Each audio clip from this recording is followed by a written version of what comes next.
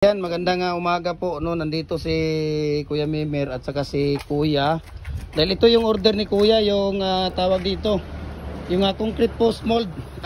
Kuya Jeffrey, pakikuha yung molder dito. Pagilagay doon sa atin, hindi kasama yan sa ano ni Kuya para hindi makuha siya sa live natin. Oh, yung mga molder kunin mo. So concrete post mold nandito. Ito ang binili ni Kuya. Kuya, ano pangalan mo, Kuya? Romeo Olivar. At saka yung anak niya si Engineer Romili Olivar. Ayan. So we're going to install. Kuya, tingnan mo Kuya, may mga araw yan. Tingnan mo ang ano ni Kuya sa pag ano niya.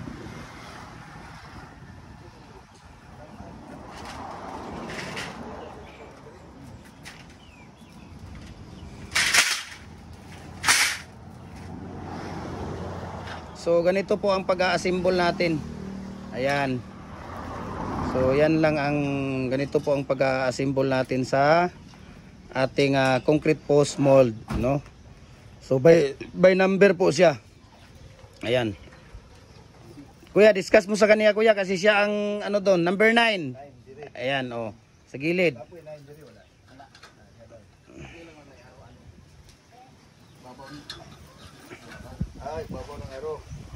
Ayun.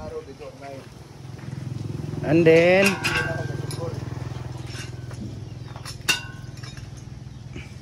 Kuya, kunin mo yung gunti ano ba? Ayun. Ayan. So yan yung lock niya. Ayan. Tapos number 1. Yan yung number 1 ni Kuya. Ayan yung 1 niya dito.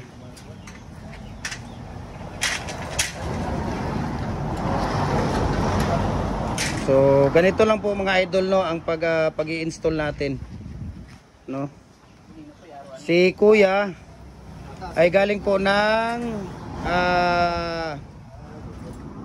Oroqueta nga sila, Misamis Occidental. Ayan sila ni Kuya, no. Sila po ang mga, anong pangalan ng store niyo sa Oroqueta Kuya? Ibar. Ayan, hardware. Ayan, Iban Hardware, shout out dyan sa Oroqueta. So sila po ang may-ari ng Iban Hardware sa Oroqueta. Sila ni Ate Romili Olivar at saka si Kuya Olivar. Ayan, sila po ang may ano. So ayan, tinatry natin na i-install para makita nila at malaman nila ang paano po natin i-install yung concrete post mold na 4x4 by 8 feet po ang haba dito. At pwede naman siyang gawing 6 feet at saka 7 feet dahil mayroon siyang ano. Ano yung 7? 9.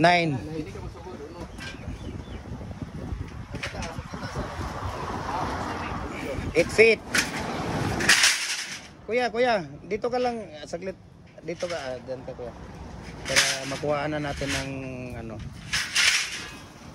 Ano, ipa-install mo pa lahat Kuya or yung ano na lang? Ayan.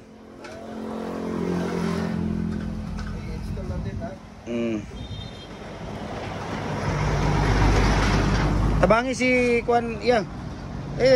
Bigyan ka ng sigarilyo na ni Kuya Mimer mamaya at saka ni Kuya. Sige, tulungan mo si ano para magkasigarilyo ka. Sige, tulungan mo. Tres, hanapin mo yung 4 dyan, 4. Nasaan yung 4?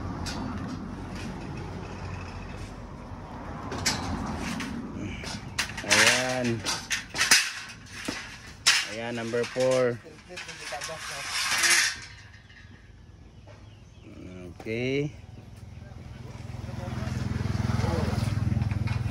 Ayan ang 4. So ganun lang po kasimple ang pag-i-install ng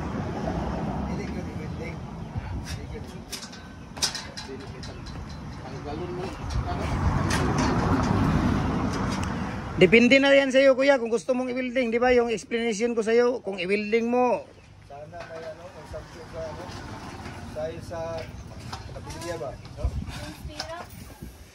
Yung stirrup.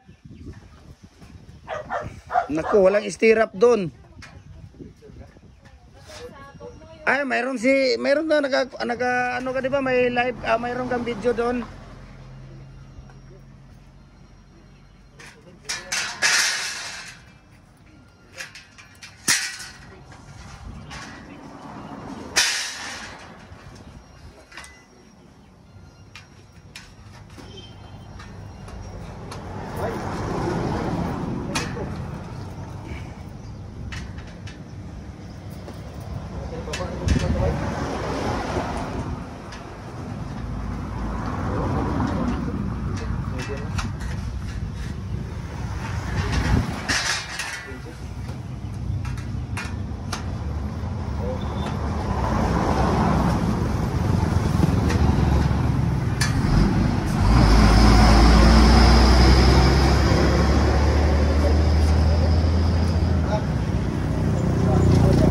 Kuya, turuan mo siya dyan kuya sa ano mo.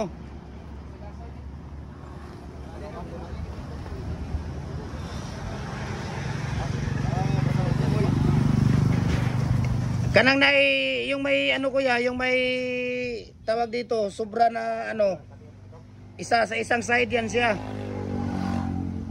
Ayan. Sige lang, huwag din lang tapusin. Basta ganyan. Sige lang.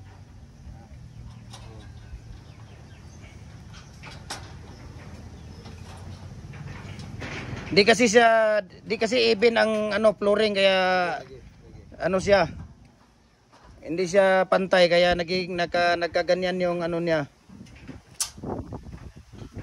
So, okay na yun kuya. Isa. Jay, gamit ka na isa. Kana isa, yan ang kung 6 feet ang gusto mo. Oh, pang kundim yan. Kung 6 feet. Oh, yan lock niya yan dyan. Ana. Oh, yan ang lock niya. Kung 6 feet, 7 feet ang gusto mo, yan ang ilalagay mo para makapag ano, ayan.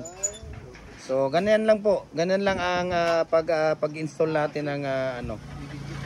Oh. Ayan. So, ayan. Thank you so much, no. Kaya sino pang hindi nakapag-follow ng Facebook page natin, follow na po kayo. Jim Hardware ang Kukulamber Balulang Brands, Jim Hardware ang Kukulamber Tambo Magasandig Brands, Jim Hardware ang Concrete Products Kanituan Brands, at saka Jim Hardware ang Jim Hardware Jim Hardware ang Kukulamber Kanituan Brands, at saka sa ating Instagram account Felix_Pagikan 2000, saka sa ating personal Facebook page Felix Tan Pagikan Jr., saka sa YouTube channel Felix Tan Pagikan Jr.